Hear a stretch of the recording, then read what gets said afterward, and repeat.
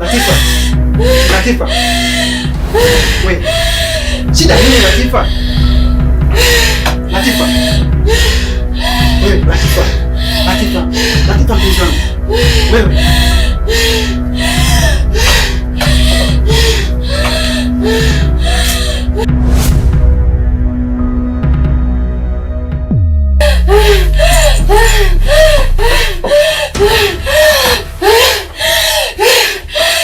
Latifa.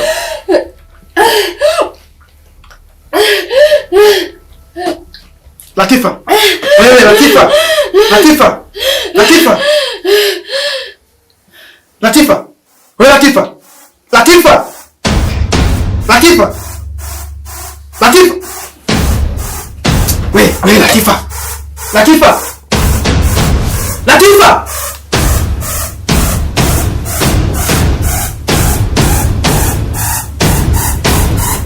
Latifa. Wewe Latifa. Latifa. Amka basi. Wewe Latifa. Latifa.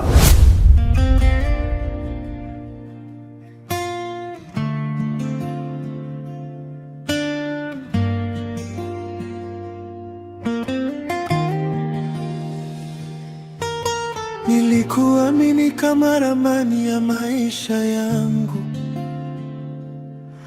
Kila kona ya moyo niliandika jina lako. Uliniahidi kesho yenye mwanga na upendo. Nikajenga ndoto juu ya sauti yako. Marafiki waliniona nikitabasamu peke yangu. Sikujua nyuma ya pazia kuna kivuli chako.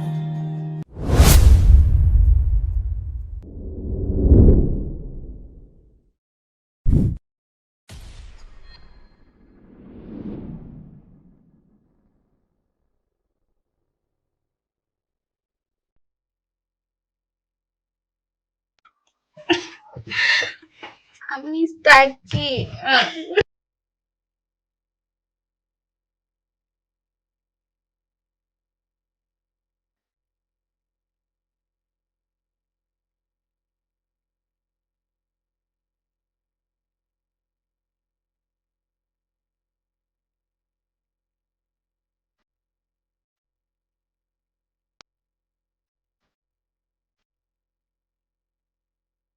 Sana niache.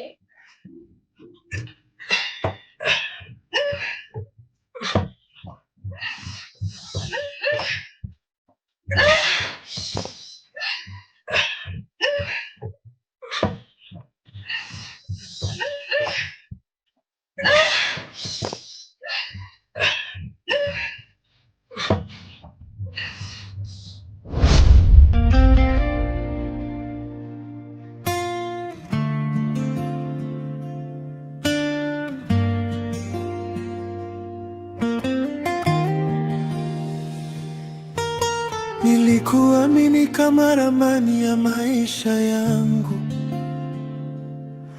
Kila kona ya moyo niliandika jina lako. Uliniahidi kesho yenye mwanga na upendo.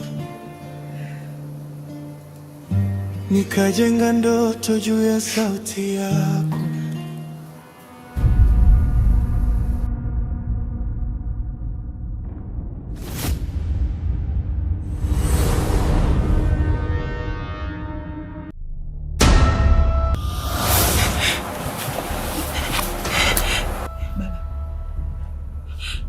Baba. Baba. Baba.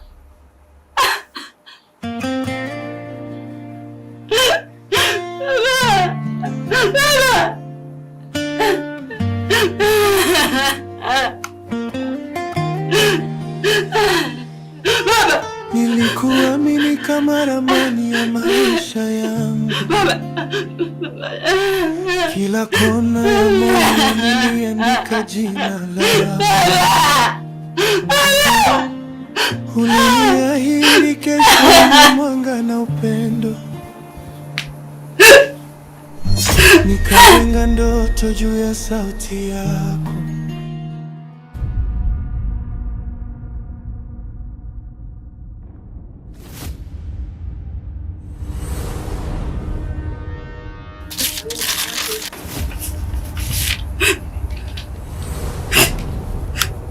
Violet, mwanangu kipenzi, najua nitakuacha katika wakati mgumu sana, katika kipindi ambacho utaishi bila mimi, baba yako. Nimepitia mitihani mingi na mizigo mingi kwenye maisha yangu mpaka mkapatikana wewe na kaka yako, ila nasikitika kusema mzigo niliobeba moyoni toka kifo cha mama yenu nimeshindwa kuubeba tena. Siku kama ya leo ya Valentine Day ndio siku ambayo mama yako alinifumania na mwanamke mwingine na kukimbilia barabarani, hatimaye na kugongwa na gari. Mimi ndio chanzo cha kifo cha mama yenu, wanangu.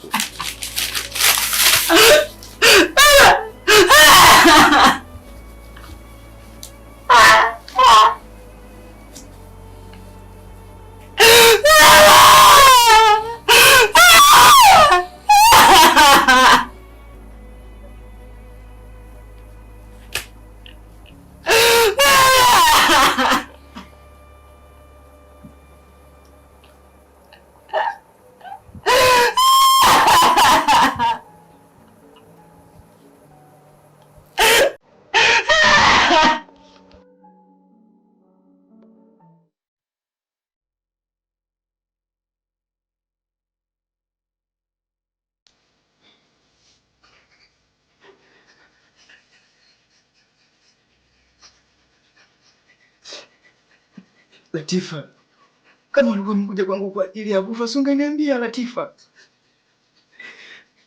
Kwa maisha yangu yote mimi nakuwa gerezani.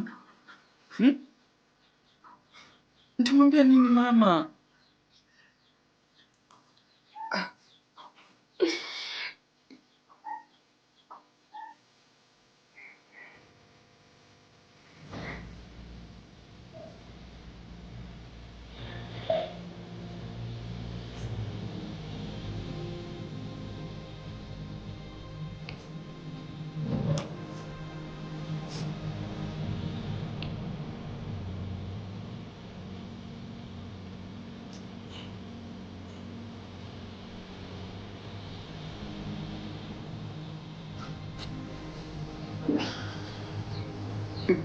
Halo mama. Halo, Thomas mwanangu.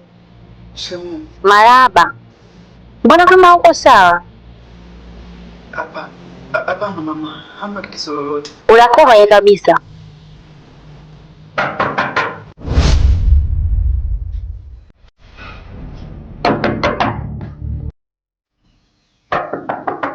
We Thomas. Nani?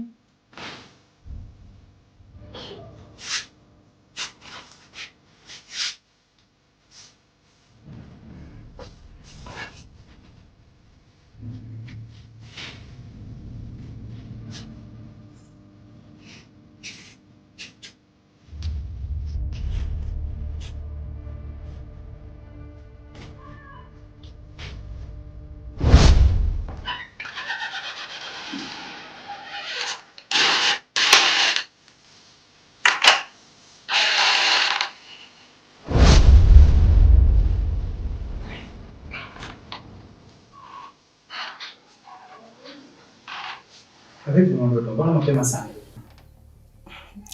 Nikushangae wewe mpaka sasa uko hapa. Kwani kuna shida yoyote? Ina maana hujui kama nje kuna msiba ukweli? Msiba?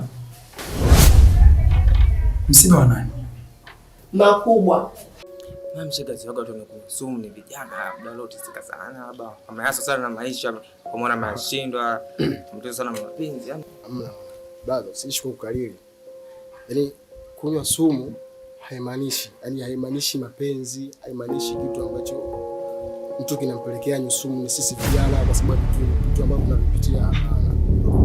Yaani mpaka nafikia mtu hatua situation. Sasa Latifa hiyo. Aseni yeye. Unajua msiba ni mkubwa bro. amechanganya watu wengi, na nadhani yeye mwenyewe anaenda msibani. Sasa haina haja ya kuendelea kupoteza muda. Hicho ndio kilichobaki. Yeah. Babake Vai amefariki. Ina maana wewe hujui, uko ndani huko tu umekaa. Babake Vai amefariki? Mbona Vai mimi hajaniambia kitu chochote? Amekunywa sumu. Mazishi ni kesho. Upo.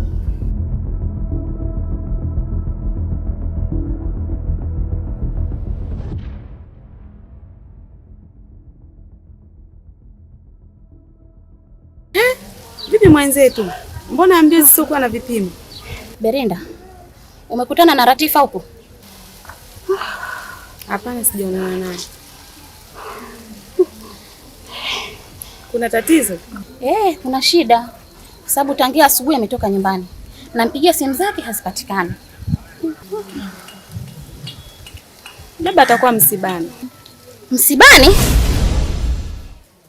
Babake Vai amekunywa sumu. Alafu mbona kama umejitoa kwenye familia? Uliniahidi kesho yenye mwanga na upendo.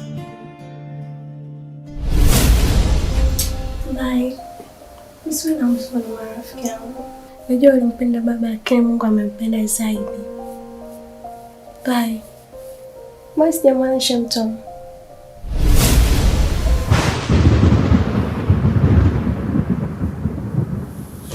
Basi.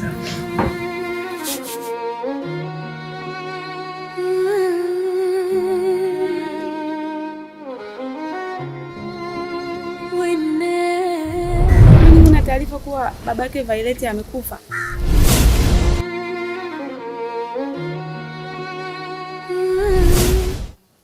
Yaani hii taarifa wewe ndio unanipa leo. Yaani sijui kitu chochote. Haya, taarifa ndio hizo. Mimi natangulia msibani au tunafuatana? Wewe tangulia, mimi nakuja. Wapenda nao. Kwenye matatizo kila mtu kivyake. Nikajenga ndoto juu ya sauti yako. Marafiki waliniona nikitabasamu peke yangu. Sikujua nyuma ya pazia kuna kivuli chako. Simu zilianza kuwa na siri zisizo na majibu.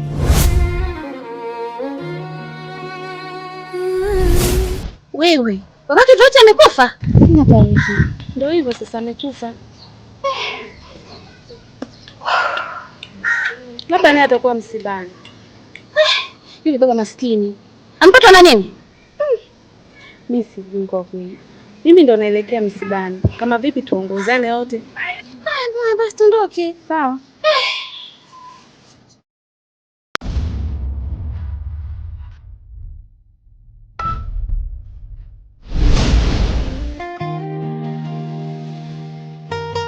Nilikuamini kama ramani ya maisha yangu. Kila kona ya moyo niliandika jina lako. Uliniahidi kesho yenye mwanga na upendo. Nikajenga ndoto juu ya sauti yako. Marafiki waliniona nikitabasamu peke yangu.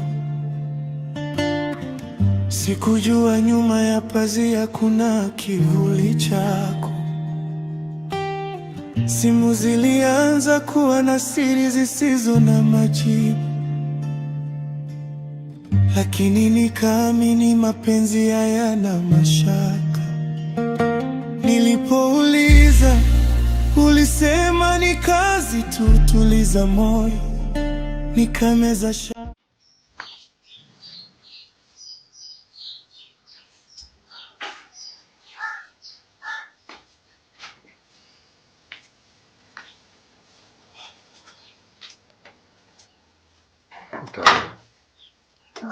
Utarudi saa ngapi nyumbani? Tuchelewe kidogo kurudi. Tunawezaje kurudi nyumbani? Na hata sisi watoto wa kike. Na Vai yuko sawa. Najua Vai yuko katika hali mbaya sana kwa kipindi hichi. Lakini wewe unajua kabisa yeye ana ugonjwa wa tumbo. Na sasa nasikia njaa sana. Na nikiangalia mpaka muda huu sasa hivi maandalizi ndio kwanza watu wanaanza si mchele si ufanyaje. Sasa tunafanyaje kwa? Unaanzaje kushikwa na njaa? Wakati msiba na marafiki wa baba wako kipenzi. Sisi ndio watoto wa kike hapa. Tutakiwa tumweke sawa msina wenzetu. Hilo najua. Basi sawa. Haina shida, mimi nitajua hali yake. Namna ya kufanya niweze kupata riziki kidogo. Najitetea na mimi. Bosi unajua mambo. Ndio ndio tu. Ataka fanya utakufanya. Wewe unataka sasa. Sawa. Nitajua jinsi ya kufanya na shida. Sawa. Pole kidogo. Shukuru.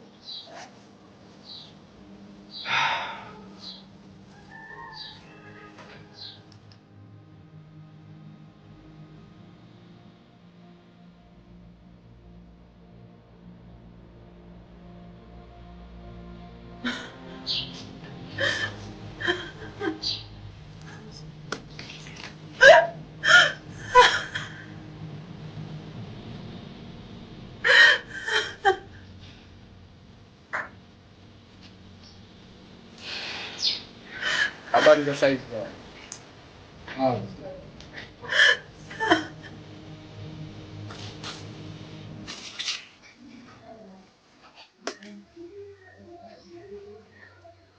Pole na msiba jamani.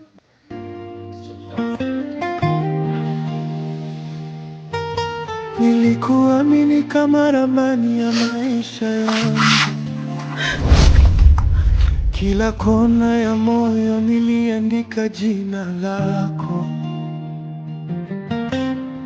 Uliniahidi kesho yenye mwanga na upendo. Nikajenga ndoto juu ya sauti yako. Marafiki waliniona nikitabasamu peke yangu. Sikujua nyuma ya pazia kuna kivuli chako.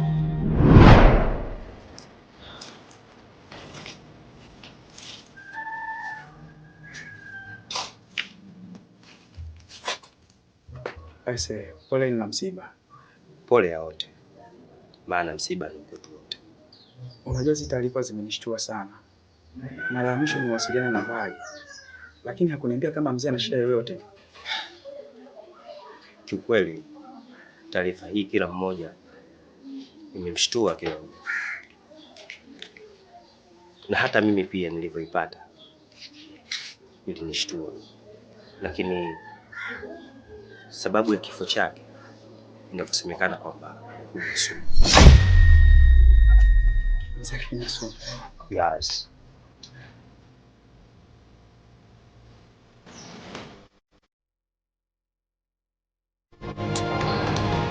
Na vipi kuhusu Franki? Kuhusu Franki bado hajafika na nahisi yupo njiani. Atakuja na shangazi.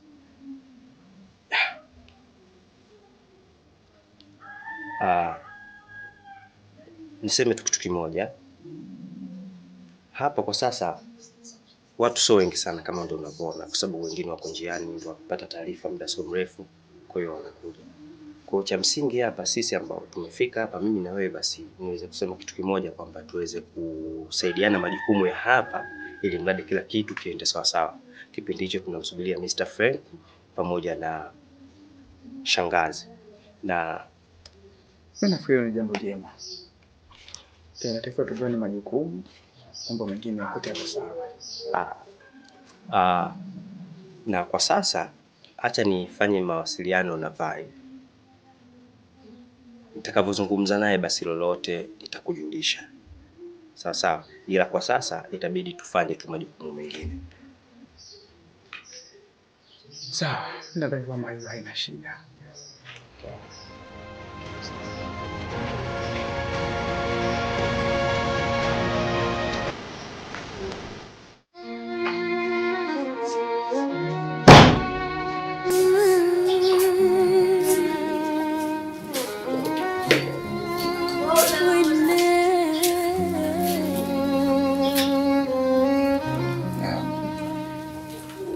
Vipi ndugu yangu, mbona umechelewa kufika msibani? Kuna matatizo tu na kuna jambo nilikuwa najaribu kuliweka sawa nyumbani. Jambo gani? Tatizo gani lilokuchelewesha msibani? Mimi nadhani hapa sio mahala pake. Nitakwambia tu rafiki yangu. Okay. Lakini kitu gani ambacho kinaendelea kati yako wewe na Vai? Maana umefika tu msibani na kutoka vijana. Kiukweli sijui. Nadhani kwamba itakuwa ni sababu zake binafsi. Kiukweli sijui kitu chochote.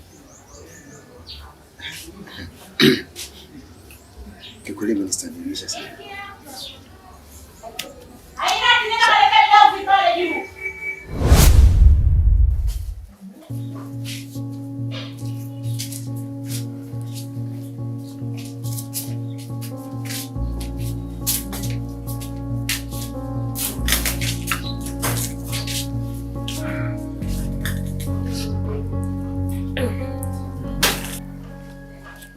Thomas, nataka nikuulize swali ila sio kwa ubaya. Okay, sawa. Unaweza kuongea, ndio maana niko hapa na kusikiliza. Kwani wewe na Vai imefarakana? Mimi na Vai tujagombana. Tuko sawa tu. Wajisi anakuangalia ile jicho sio la mfiwa. Yaani anaonekana ana kitu ndani ya moyo wake. Mimi nadhani labda kwa sababu ya changamoto ambazo alizokuwa akipitia. Ila mimi na Vai hatuna ugomvi wowote ule. Hatuko sawa kabisa. Kama kuna kitu umemfanyia au chochote kile, sio muda wa kuanza kujitetea. Ni bata uone karibu. Sawa, nimekusikia. Nitafanyia kazi. Kwa wakati alionao sasa hivi, watakuwa sema kama baba yake. Na kama kweli unampenda, simwache asike mwenyewe. Sawa.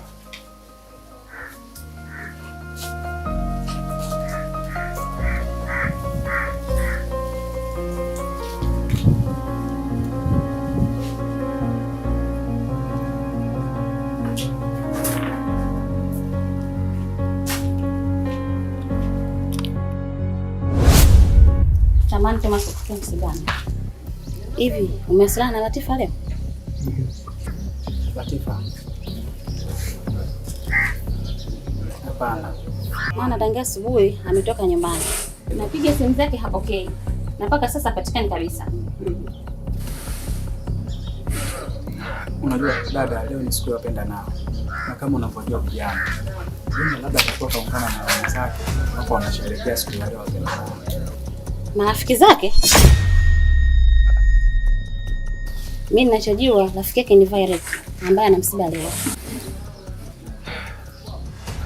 Yule ni mtu mzima. Yule labda atakuwa na mambo yake mengine. Yule sio kwamba labda ni mtoto mdogo ambaye anaweza kapotea. Angekuwa labda ni mgeni katoka mkoani kafika leo sawa. Mimi ni mwenyeji kabisa. Humu watu wanafahamu. Mimi nadhani atakuwa na mambo yake mengine ambayo anafanya. Sasa ni rafiki gani mpi ambaye mimi simjui? Yaani yule ni mtu wa humu. Mimi nadhani atakuwa na mambo yake ambayo anafanya. Akimaliza ataacha simu na atarudi nyumbani. Mimi nadhani kuwa na amani dada. Sawa. Sawa, sema ndio msibani.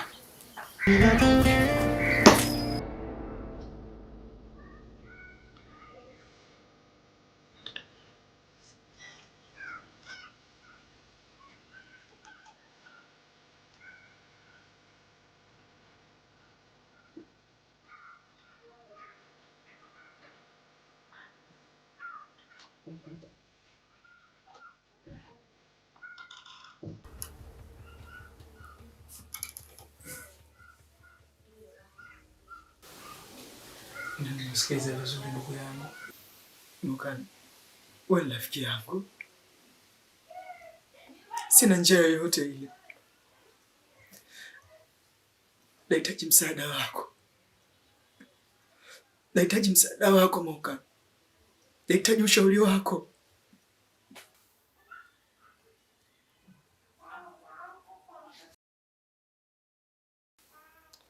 Nimekuelewa Thomas. Lakini wewe umeshakuwa msala unajua. Na kadri anavyozidi kukaa huko ndani ndio tunazidi kuongeza tatizo. Hapa mimi cha kushauri wewe tukamtupe.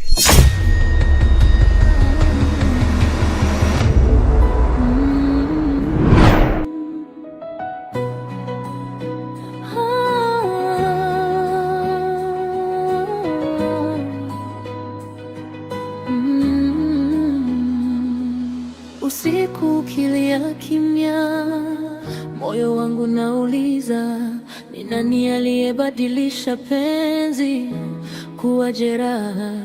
Tulianza kwa tabasamu, mikono yetu pamoja, ahadi zilipaa juu kama ndege angani, lakini nyuma ya pazia kulikuwa na giza, siri zikichoma moyo wangu taratibu. Niliamini mapenzi yako ni makazi, lakini ulijenga ukuta wa uongo. Kila neno uliloniambia lilikuwa kivuli cha ukweli. Valentine, machozi yangu yanalia. Mapenzi yamebaki kuwa historia. Usaliti umechora maumivu moyoni, na siri zako nilipenda kwa dhati bila kujificha, lakini wivu na siri zimetua kimya kimya.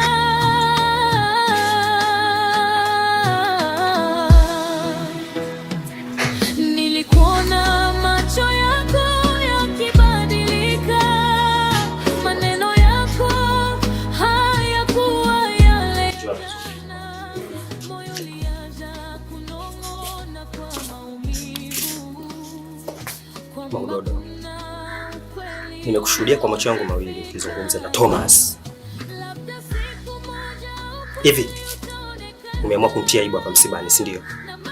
Umeamua kunizalilisha, si ndio? Unataka uniambie kwamba umerudiana naye tena? Nisikilize James. Mimi na Thomas tunajadili kuhusu msiba. Hakuna chochote tunajadili kingine. Hivi wewe unajifanya una uchungu sana na msiba, si ndio, kuliko mimi? Mimi ni kama mtoto wa yule mzee. Mimi ndo nina uchungu, sio wewe. Wewe ni nani? Nisikize kwa kitu kimoja. Kuna mbuzi kamba. Kila mbuzi atakula urefu wa kamba yake. Kuanzia sasa hivi ninavyozungumza, sihitaji nikuone hapa msibani. Changanya hizo mbelege zako utoka. Toka! Tulianza kwa tabasamu, mikono yetu pamoja, ahadi zilipaa juu kama ndege angani, lakini nyuma ya pazia kulikuwa na giza, siri zikichoma moyo wangu taratibu. Niliamini mapenzi yako ni makazi,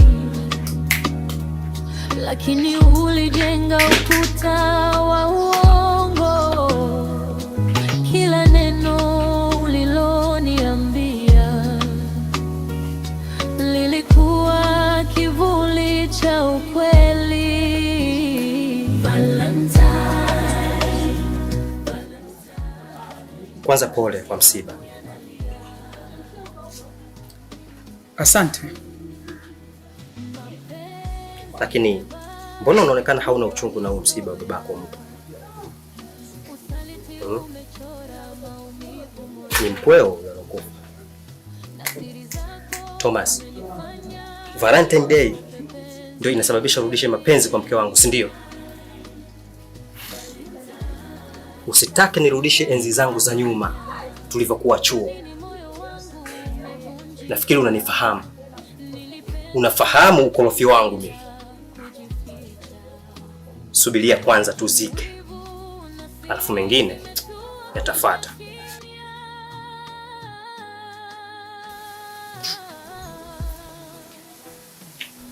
Nilikuona macho yako yakibadilika, maneno yako hayakuwa yale ya jana, moyo ulianza kunong'ona kwa maumivu.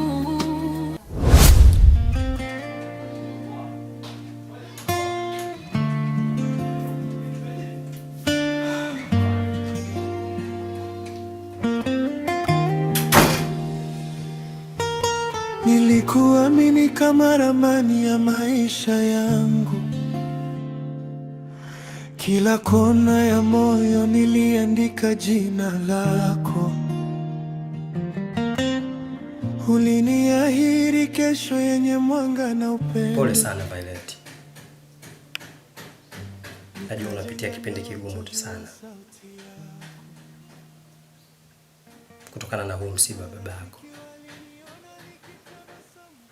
Lakini lazima ukubali kwamba limeshatokea. Maana kila sababu ina sababu. Na kazi ya Mungu siku zote haina makosa. Na analolipanga Mungu hakuna yoyote ambaye anaweza kupangua. Kinachotakiwa ni kuituliza akili yako.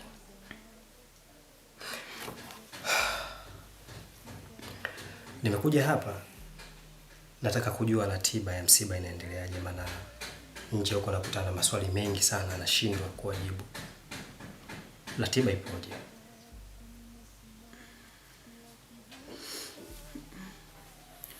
Nimewasiliana na kaka Frankie. Shangazi ameomba kwamba mazishi yakamalizikie kule. Tunatakiwa tusafirisha msiba kuelekea kwa shangazi. Sawa. Na vipi uliwasiliana na Frankie kuhusiana na mazingira yote ya usafiri? Ndio. Ameniambia kila kitu atashughulikia yeye. Kwa sisi tunaomba tutoe uvumilivu huku tukiendelea kusubiri. Nitazungumza na Maudodo aweze kuwa karibu na wewe kwa kipindi hichi. Naomba ujikaze, maana inahitaji uvumilivu kidogo. Niliamini mapenzi yako ni makazi, lakini ulijenga ukuta wa uongo. Kila neno uliloniambia lilikuwa kivuli.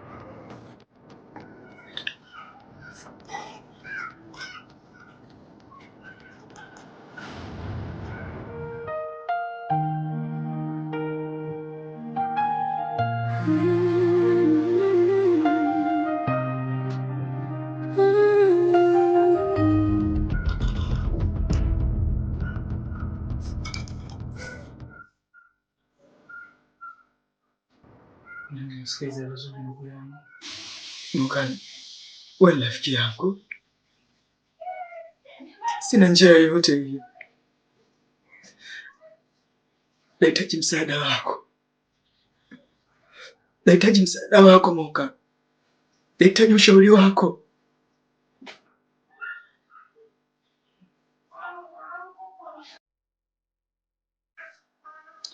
Nimekuelewa Thomas. Lakini umeshakuwa msanga. Na kadri anavyozidi kukaa ndani ndio tunazidi kuongeza tatizo. Hapa mimi cha kushauri huyu tukamtupe. Mungani. Tutamtupa wapi?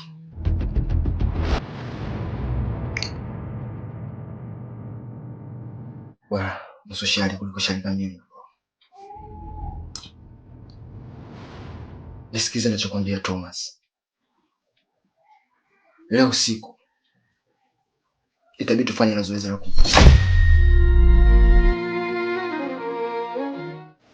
kwenye mida ya saa 7 au saa 8.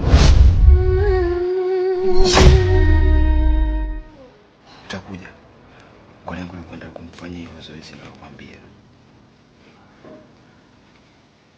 Kweli? Ndio. Tutafanikiwa. Tutatafuta sehemu kumtupa, lakini sio aendelee kukaa huko ndani.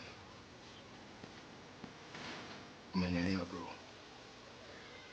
Kuwa na amani. Sawa, nimekuelewa.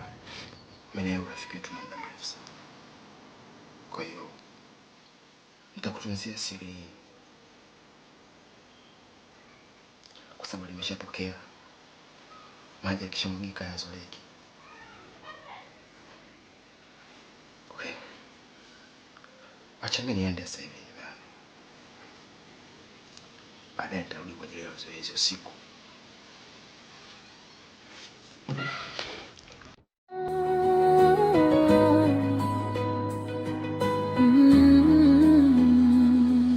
Usiku ukilia kimya, moyo wangu nauliza, ni nani aliyebadilisha penzi kuwa jeraha? Tulianza kwa tabasamu, mikono yetu pamoja, ahadi zilipaa juu kama ndege angani, lakini nyuma ya pazia kulikuwa na giza.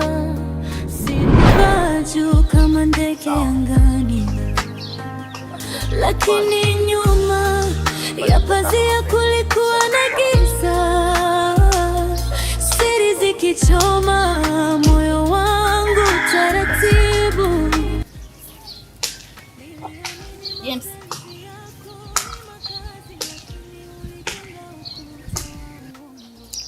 Za asubuhi James. Salama tu, sijui wewe. Nashukuru Mungu. Samahani. Nilikuwa nataka kujua habari ya msiba. Yanaendeleaje? Ratiba iliyokuwepo sasa ni usafirishaji tu wa mwili. Maana dada wa marehemu anahitaji mwili usafirishwe tukafanyie maziko kule kwao. Na hata hapa nilikuwa nikizungumza na Frankie. Tulikuwa tukiliweka sawa jambo hili. Kwa hiyo nafikiri mpaka kufika jioni tutakuwa tunaanza sasa safari ya kusafirisha mwili. Kumbe ratiba zishapangwa kila kitu. Haya, ngoja tuangalie baadaye na sisi tujiandae ndio kwenye msiba. Sawa?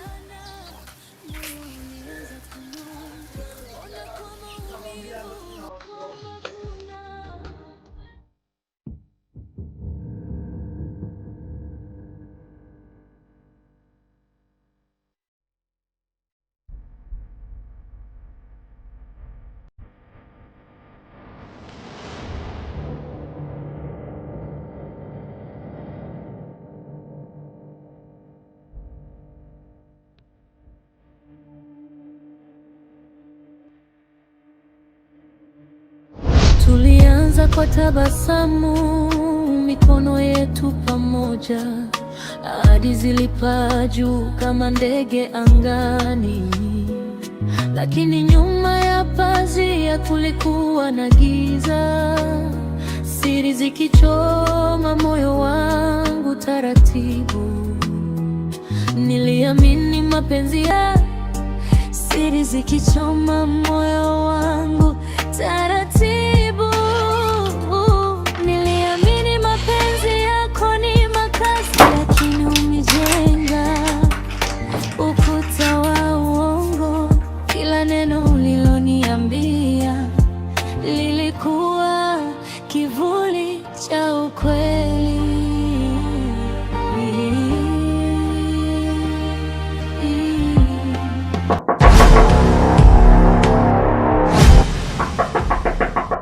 Nani? Mimi hapa jirani yako. Lakini nilikuwa nasikia kelele za mlango, nikatoka kuna wezi. Nipo. Kuna usalama kweli jirani, hiyo sauti kweli? Kuna usalama? Jirani kuna usalama kweli?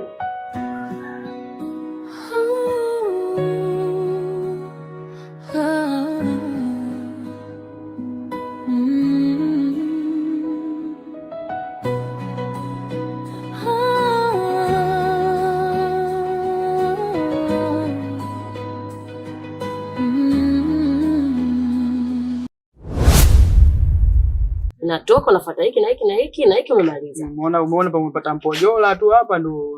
Unafuata na huyu na huyu na huyu na huyu. Nani mshindi? Ngoja kwanza hii hapa ndizi na hii. Sasa shamba ni. Subiri tukue hapa Daudi na hii na hii.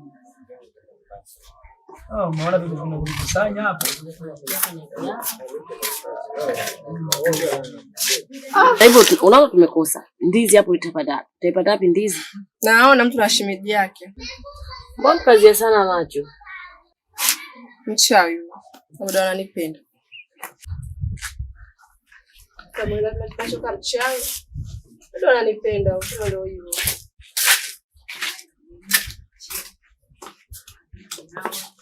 Hivi, kwani wewe na mtu mna kitu gani? Siwaelewi mundani siku hizi naona mazungumzo mambo yanaenda hivi. Kuna nini?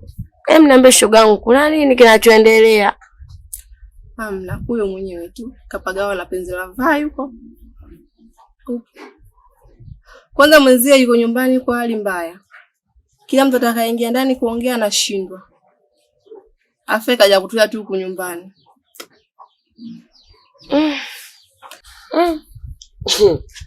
Onye mnatakana. Hatujui. Ungeenda basi uko ndani ukamsikilize. Labda kuna chochote kitu unaweza ukakipata shoga yangu. Wewe amekwambia? Mimi hajaniambia ila mlivyo unajua mimi nina dizo. Na dita tumesoma Cuba. Namjua mtu akiwa anafanya hivi na anafanya hivi. Ungeenda basi shoga yangu ukajue moja mbili tatu na kuaje. Wewe. Kwa basi niende. Nyuka sasa fanya chapo. Unachamkia fursa kama hizo acha zipite hivi. Unazinyokea. Haya basi nakamkia. Nakukuta. Mimi ndo nakupendaga. Mazia mambo yangu natajua wenyewe.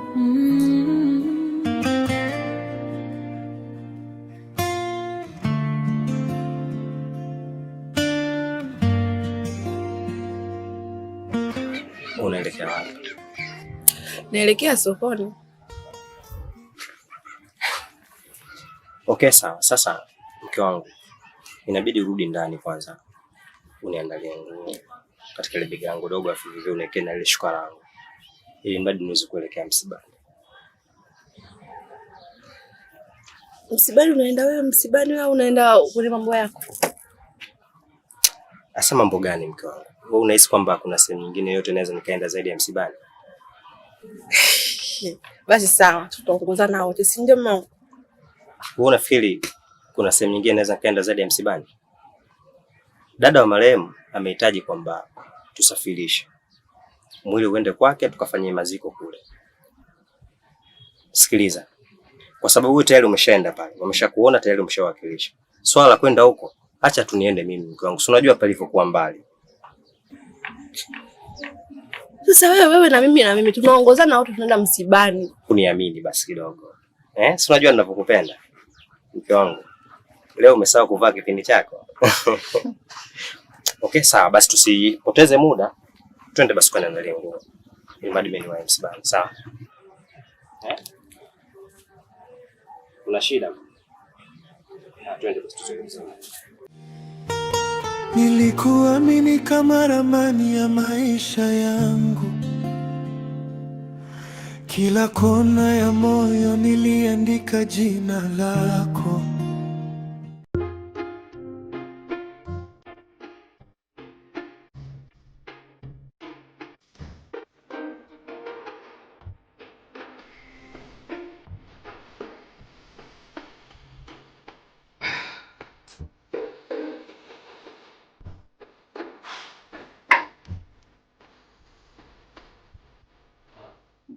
Mke wangu. Maudodo mke wangu. Chapo basi, unajua nataka niwahi. Wewe unajivuta sana. Umeanza kunenepa siku hizi.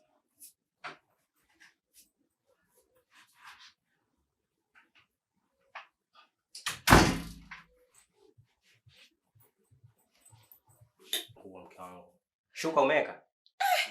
Kweli kuna msibani kwenda huko? Ulivyo na kimwemwe cha msibani. Mimi siamini kusema wewe unamwenda msibani leo wewe. Unamaanisha nini? Kwa hiyo unahisi kwamba kuna sehemu nyingine naenda tofauti na msibani, si ndio? Na kujua vizuri mume wangu James wewe. Yaani uko ni hakuna kusafiri mkoani kwenda kusaba msiba wala nini? Uona mambo yako wewe. Maudodo mke wangu nisikilize. Unajua huu ni msiba wa mzee wangu, si ndio? Na niko serious sana juu ya huu msiba. Mimi kwa sasa nimechukua nafasi ya Frankie. Mimi ni mtoto wa yule mzee kwa sababu Frankie yuko mbali. Mimi ndo mtoto ambao nipo karibu kwa sasa. Kwa lazima niwe karibu kwa kila jambo. Sasa mke wangu unavoniletea drama kwamba sijui naenda wapi, inakuaje mke wangu? Labda sio mimi. Wewe sana yeye mtoto mdogo mimi. Na kujua vizuri kwangu sana yeye mtoto mdogo. Yaani wewe uko msibani ashika uende. Hiyo harufu unaotoka hapa, urudi nayo hiyo. Nikiona harufu tofauti na yangu, utanieleza vizuri. Si unanijua vizuri, wewe. Mke wangu. Sijazoea kuona katika hiyo hali. Mungu amekujalia sura yako imeyumba na tabasamu. Lakini pia kuna kitu nimekizoea kukiona katika pua yako, kinakshi fulani hivi. Kipini wanakiita, si ndio? Kwani siku hizo ukivaa? Nimezoea kukuona hivi. Nikutakie makazi mema na mimi vivyo nitakie safari njema. Haya, wasalimie. Kama ramani ya maisha yangu. Kila kona ya moyo niliandika jina lako. Niliahidi kesho yenye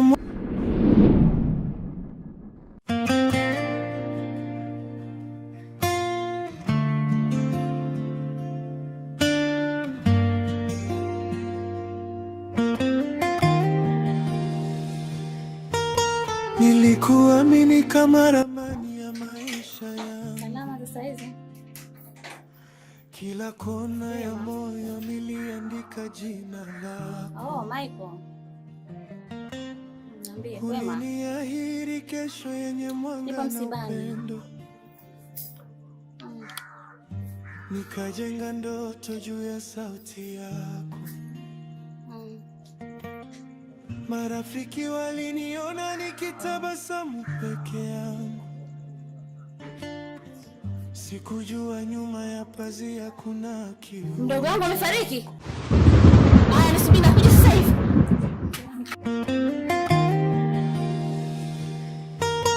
Nilikuamini kama ramani ya maisha yangu.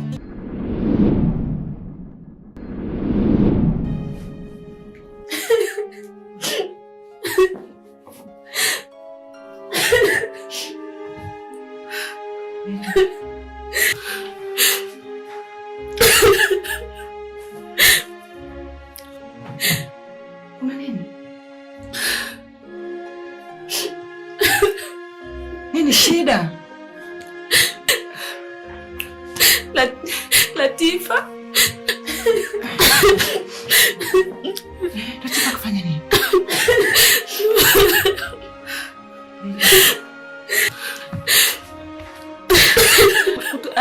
Amekufa, amekufa.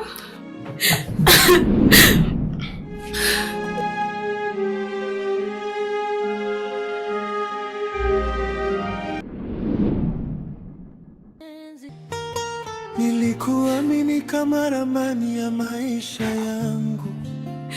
Bye. Kila kona ya moyo niliandika jina lako. Jamani msaada! Bye.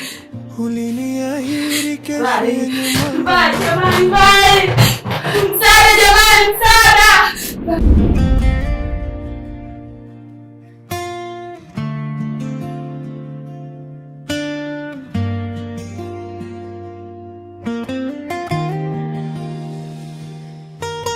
Nilikuamini kama ramani ya maisha yangu.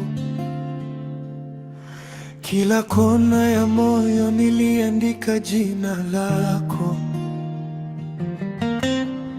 Uliniahidi kesho yenye mwanga na upendo.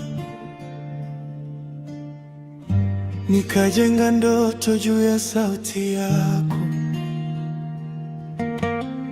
Marafiki waliniona nikitabasamu peke yangu.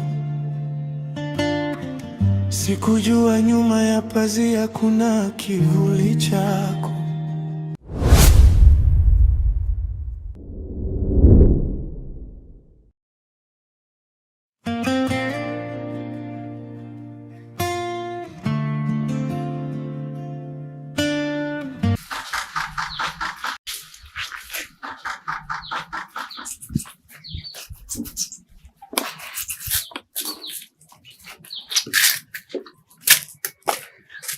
Habari za saizi?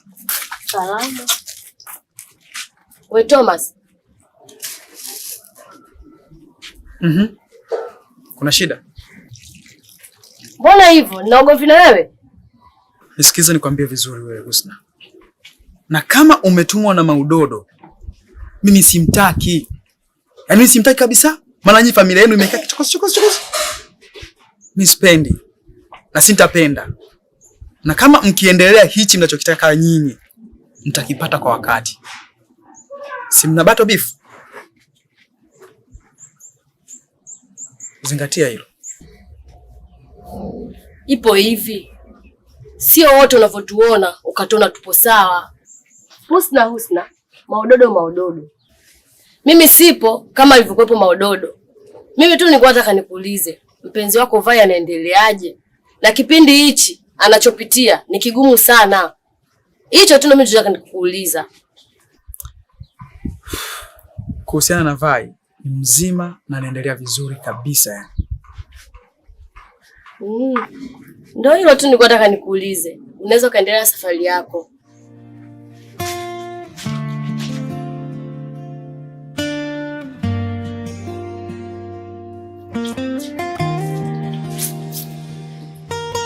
Nilikuamini kama ramani ya maisha yangu.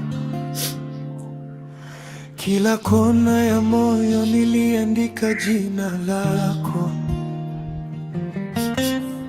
Uliniahidi kesho yenye mwanga na upendo. Nikajenga Mama. Kila kona ya moyo. Talia mpaka lini mama yangu?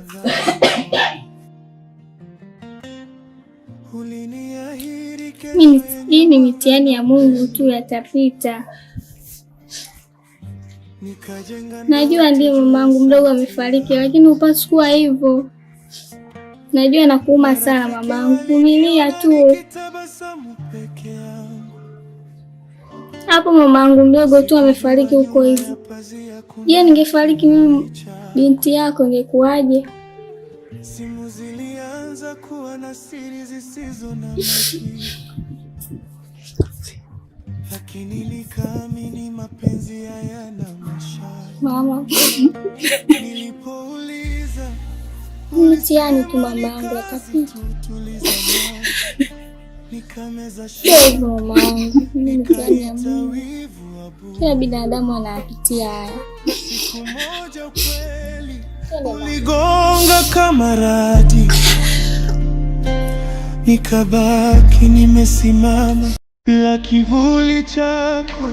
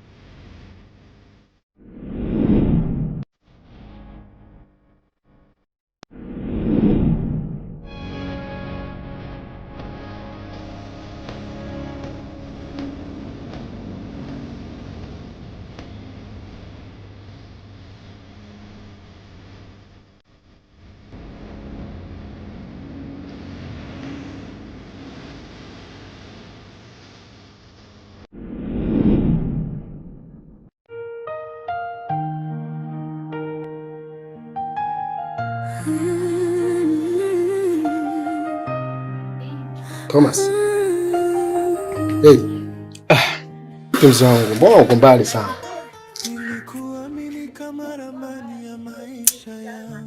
Unajua, nilikuwa nafikiria vitu vingi sana.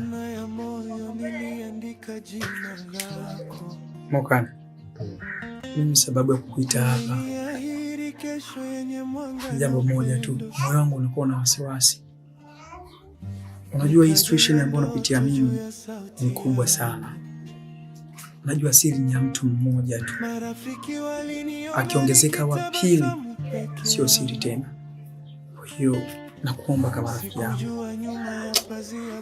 Yaani nakuomba usitoe hii siri. Nakuomba sana rafiki yangu. Mimi na yeye tuna urafiki kwa muda mrefu sana. Yaani inafika hatua mimi na yeye naona kama ndugu yangu. Na siku zote maji yakishamwagika huaga hayazoeleki kikaka. Hili swala limeshatokea na wala sikufikiria kama kwa sasa hivi ungekuwa labda unapitia wakati huo. Usio wakati wa kupitia mambo ambayo yameshapita, sio wakati wa kuwaza vitu ambavyo vimeshatokea na mtu tumeshamzika. Thomas, jambo lako mimi nalichukulia kama langu. Yaani wewe ni zaidi ya rafiki. So, sijawahi kufikiria kama utaniwaza, yaani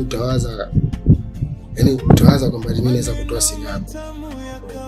Hiyo kitu ambacho kinawezekana.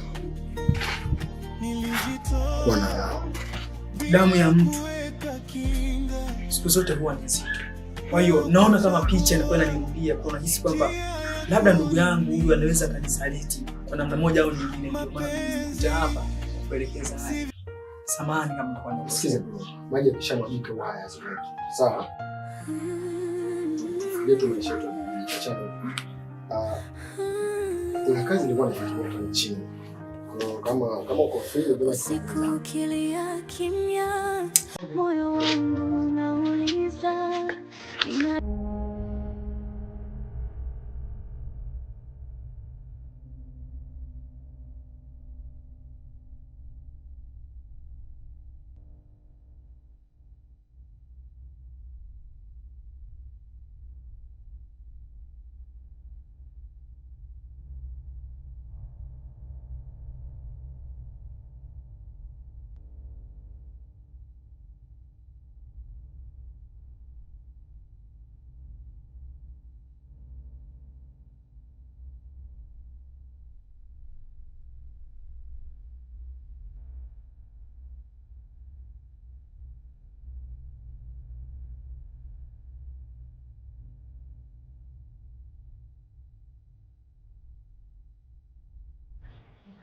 Violet Baraka Mwakalukwa na mimi Naila Baraka Mwakalukwa. Inawezekanaje? Ina maana na ile picha Lola kwenye simu, mbona kama ni babangu?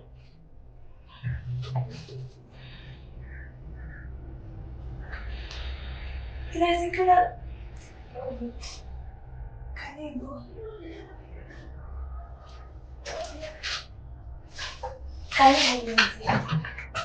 Karibu binti. Asante. Nilileta mwanangu anaumwa.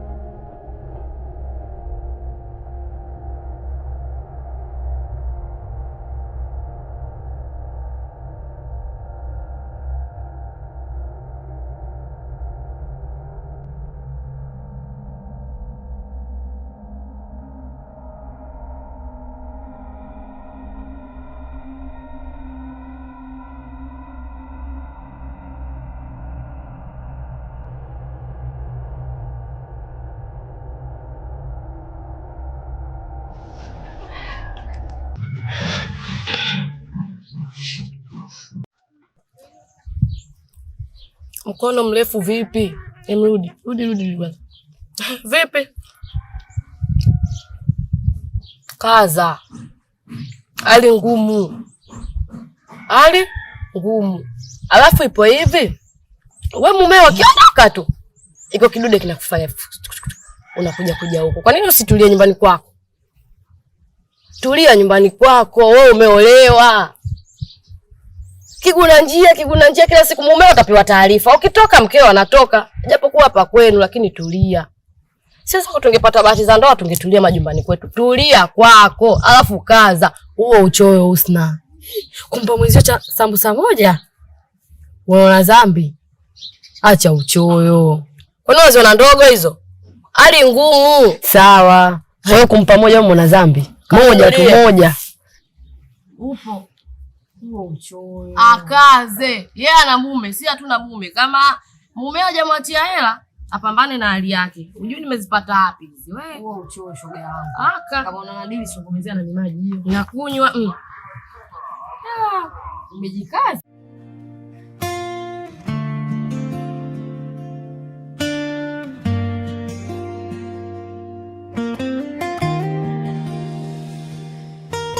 Nilikuamini kama ramani ya maisha yangu.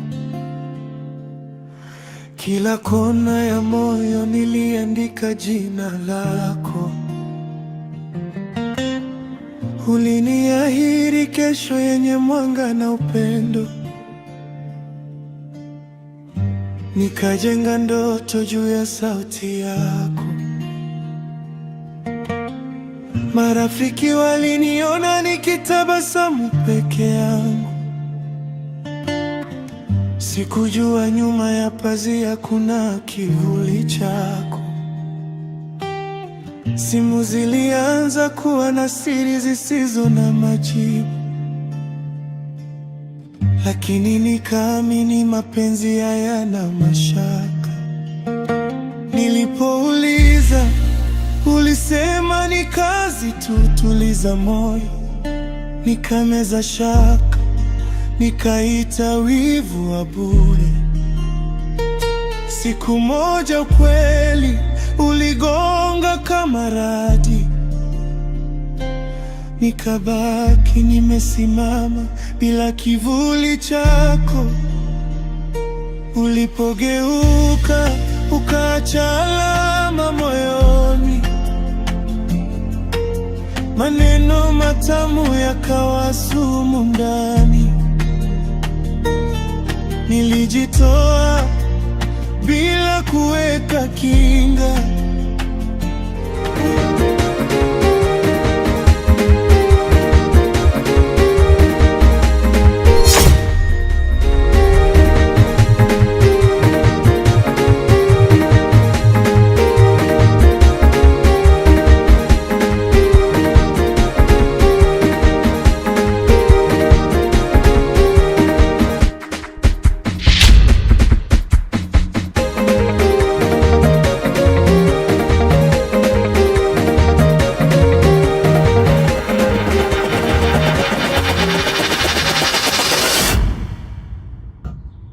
Hivi lini umeanza kuvuta bangi? Mimi navuta bangi. Nisikilize nikwambie kitu. Hii ni nyumba na sio disco wala sio vigodoro ulivyovizoea. Yaani mimi nakuja nasikia umefungua redio sauti hadi mwisho, naingia ndani unafanya upumbavu wako huu. Yaani hata kabati hujavaa. Kwanza mume wangu nikuulize swali, wewe nikutia wapi? Si ulikuta kwenye vibeni bati wewe? Kwenye mikopo michezo wewe mume wangu wewe. Leo hii kutiza ndani kwangu unaona kama vile najiuza, si ni maneno kibao unamaliza wewe. Kwa hiyo umemiss kurudi, si ndio? Unataka kurudi au umemiss tu mara moja? Muangalie mimacho yake. Mikubwa kama kitumbua cha shilingi 200 cha gongo la mboto, mpumbavu wewe. Nisikilize. Ujinga wako si utaki humu ndani. Sawa, nimekukuta unacheza vigodoro, nimekukuta lakini nahitaji uache hayo mambo, ndio maana nikaamua nikuoe utulie. Sasa unakuja tu unapiga kelele. Mimi sio hivyo. Si ushanielewa? Au kwa sababu unaona nimefuga rasta hizi? Mume wangu. Kweli mimi mkeo yani hizi nywele zivonisimama. Haya matunguru unajisikia kabisa nikikuomba wewe unipe mimi nikasuke. Kazi tu kufanya mambo yako unawajua wewe. Suruali hiyo umeichomekea bure tu hiyo. Hela hauna. Umeamua kunitukana, si ndio? Umeamua kunitukana. Kwa hiyo unataka uniambie kwamba hapo unapocheza ndo unapata hela. Haya niambie, shilingi ngapi umepata? Nipe basi hiyo. Kwa sababu nachezea ndani. Nazungumza kama mwanaume, usinipande kichwani wewe. Yaani mimi naongea leo unanipandisha sauti mimi? Sihitaji ukumbavu wako. Na kama umenishindwa au tumeshindwana basi utaondoka. Ujinga siutaki huu. Mshenzi wewe. Kifa ogope skini ya ngasi. Kivunja mkia.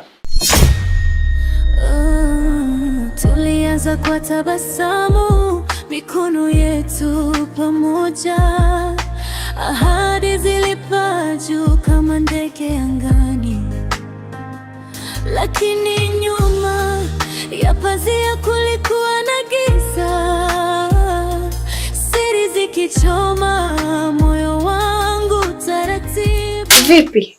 Mbona umekaa kinyonge? Hebu hapa nimetulia sina pa kwenda.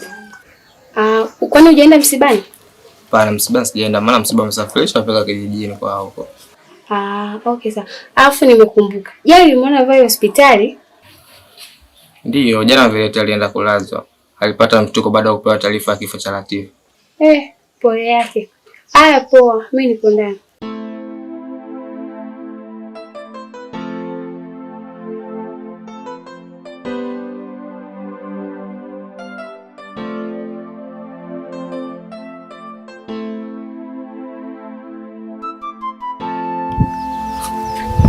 Shem lake wewe. Shem Husna mwenyewe. Wewe tena. Wewe kila siku utujui sisi. Wewe kila siku Mungu sisi utujui. Mimi sio Husna. Unajua nikwambie kitu? Siku zote nashindwa kuwatofautisha unajua kati ya wewe na Asna. Si umenielewa? Kwa hiyo wewe unaelekea wapi sasa? Nilikuwa naenda huko kwa kushemeji. Sawa, karibu japokuwa mimi natoka naelekea zangu hapo. Bondeni kidogo hivi kuna mshikaji naenda kuonana naye. Kwa hiyo baadaye kidogo. Basi utanikuta huko hiyo mpaka jioni. Subiria nipo. Hapana yote mkeo. Karibu. Karibu sana usijali. Je, nikuletee zawadi gani? Yoyote mimi napokea. Kweli? Kweli. Sawa, sema mnizoe bwana. Yaani nashindwa kabisa kuwatofautisha, mnafanana sana. Usijali kwa hilo. Sawa. Basi sawa, nitakukuta hapo. Sawa.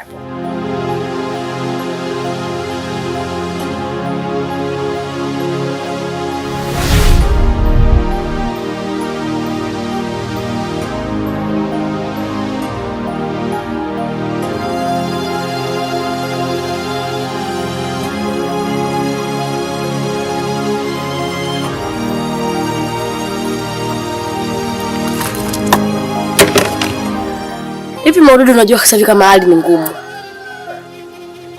Hali ni ngumu. Unajua ni ngumu? Hadi imenifika hapa. Mpaka kichwani kwangu kuna vitu naviwaza. Ila naona kwangu vile mafanikio. Hali ni ngumu, bora nyewe wenzetu mloolewa.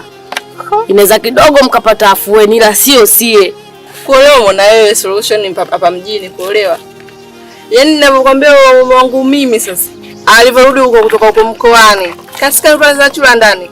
Fungulie lisabufa mpaka 60. Nyambo ile kama mtoto wake cheza. Hapa ninavyokuambia ananiambia, ushazoea uko soeni kwako.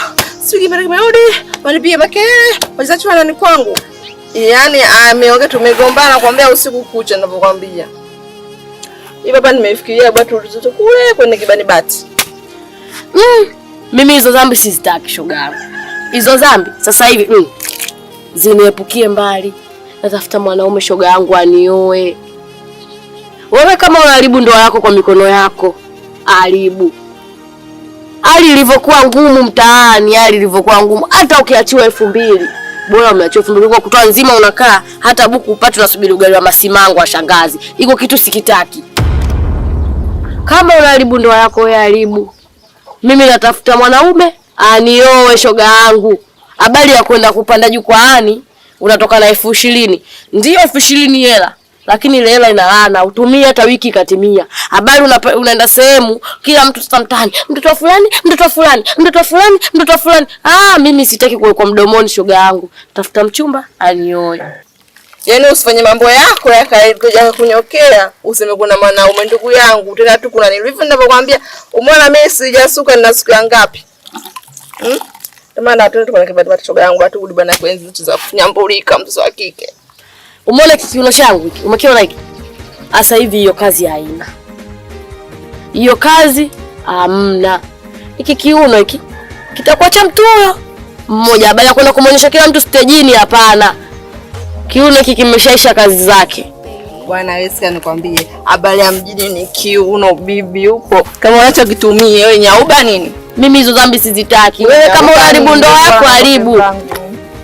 Eti unakaa kabisa kibakata. Mimi sipo, sitaki hizo dhambi. Haribu ndoa yako.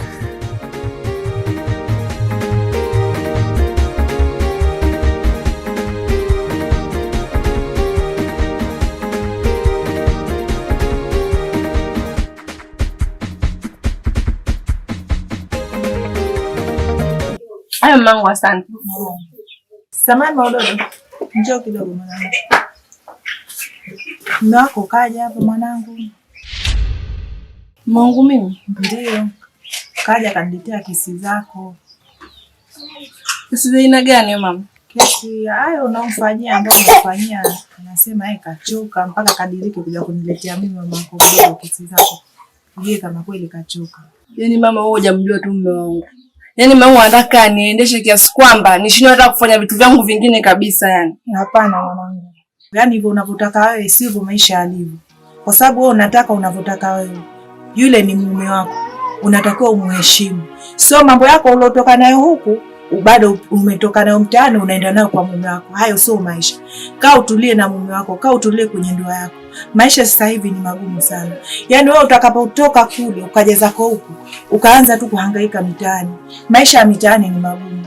Wanaume wapo wengi lakini wapo wakuchezea tu. Utaenda kwa huyu atakuchezea, utaenda kwa huyu atakuchezea, unaona? Lakini hutopata kwa mume kama yule. Mume wako ni mzuri. Mume wako mwenyewe anakupenda. Kwa nini nawe usimpende mume wako? Kwa nini usitulie mwanangu? Kwa nini unafanya mambo hayo? Kwa nini? Tulia mwanangu, utakuja kuhangaika maisha yenyewe kama unavyoona pale kwenu. Hali wenyewe kama ile unayoiona. Maisha ni magumu, maisha ya kuhangaika. Umepata mtu akukupa riski mwanangu. Kwa nini utulie? Naomba mwanangu tulia na mume wako. Sasa mama wewe hujamjua vizuri mume wangu. Yaani mume wangu anataka mambo yake yeye akasabu yeye kasoma, anataka na mimi hivyo hivyo. Wakati mimi nimesha darasa la 7. Hapana, yani haihusiani haya. Wewe unatakiwa ufanye vile ambavyo anataka. Mambo ya kuwa leo Juma kesho Usmani hayo uachane nayo. Yaani mambo ya uswahilini uache. Kaa tulia na mume wako. Maisha ni magumu sana. Utakaporudi nyumbani ukaanza upya utakuja nikumbuka sana mama yako. Na kuomba mwanangu tulia na mume wako. Mama nasikia.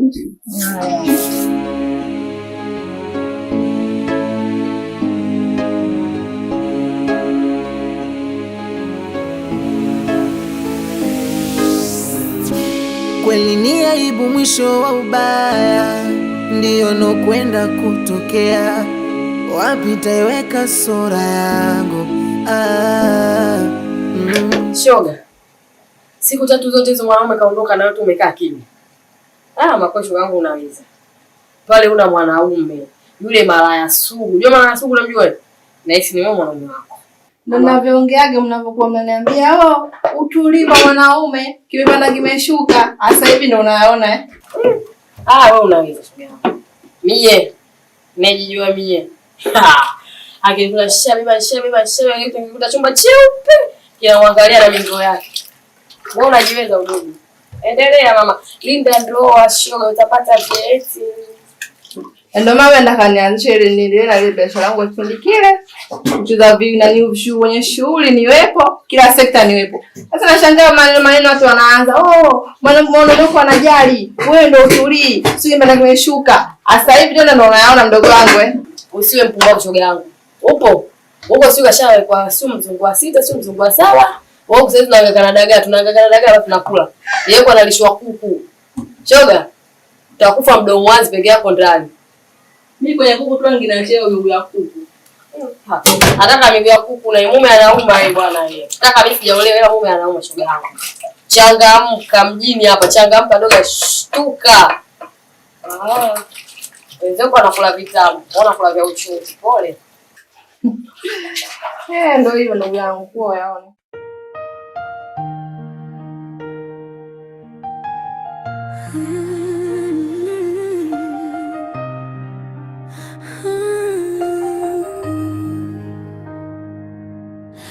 Usiku ukilia kimya, moyo wangu unauliza, ni nani aliyebadilisha penzi? Ila rafiki yangu, kuku wako mwenyewe, yani ni kumshikia manati. Mimi na imani atarudi, kwa sababu hapa ni nyumbani kwake. Kwa hiyo atarudi tu. Yaani, kwa jinsi alivyoondoka na siku ya 3 mpaka leo hajarudi. Itakuwa labda yuko busy na kazi, au labda tuseme amepata tatizo. Basi jaribu kwenda polisi. Kwa tatizo hilo hakuna. Kwa jinsi ninavyomjua mimi. Pengine akafungulia lijimama huko lishangazi. Wewe tena. Punguza wivu. Shoga yangu, mimi naamini tu atarudi. Yule ni wako wako na wewe ndo mkewe. Kwa acha zunguka, ila hapo unaitwa mji mkuu. Yaani ndo kaja yangu shoga yangu. Kwa usiwe na wasiwasi. Yaani mimi sijui pengine alivyonikuta siku ile nacheza ndani wake, maana kuna siku ngapi nilikuwa nacheza huko ndani, nacheza chura. Wewe naye punguza tu kwenye mboga. Kijaza tu sana unaharibu. Mimi ngoja niende. Maana muda. Mimi leo tunalala wote leo. Dada leo nichoke kila siku una njia mimi kwako hapa. Sema umeamua.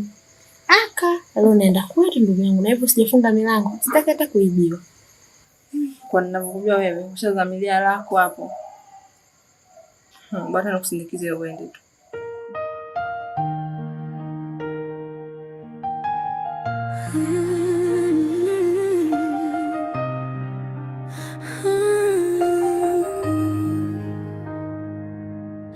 Usiku ukilia kimya, moyo wangu unauliza, ni nani aliyebadilisha penzi kuwa jeraha?